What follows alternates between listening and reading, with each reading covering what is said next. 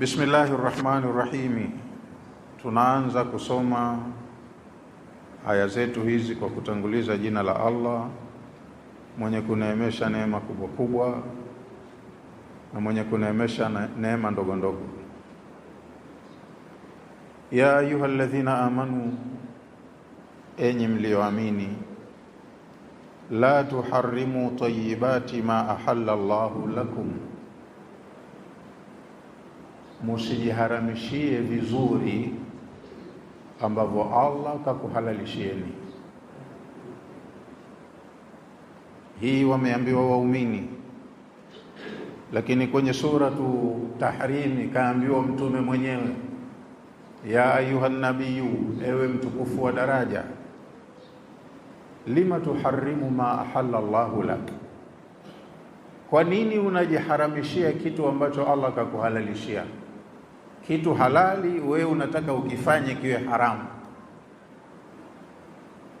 Tabtaghi mardata azwajik, unaharamisha kitu kilicho halali kwa kutafuta ridhaa za wake zako.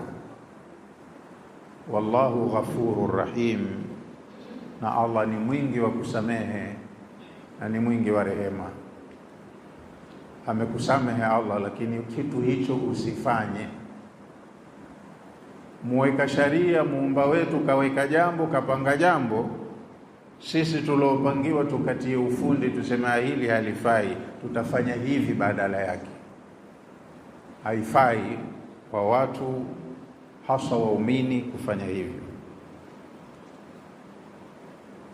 An Ibn Abbas, imesimuliwa na bwana Abdullah ibn Abbas radhiyallahu anhu.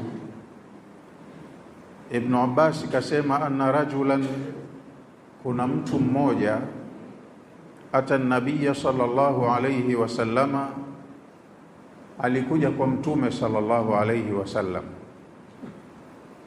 Mtu mmoja muislamu wa kawaida kaja kwa mtume sallallahu alayhi wasallam, faqala, na akasema, ya Rasulullah, ewe mtume wa Allah, inni idha akaltu hadha al-lahma, mimi ninapokula nyama hii, nyama hii mimi nikila, intashartu linnisai, inanichochea hisia za kutaka wanawake, matamanio yanazidi ya kupenda wanawake. Wa akhadhatni shahawati, na matamanio yangu yana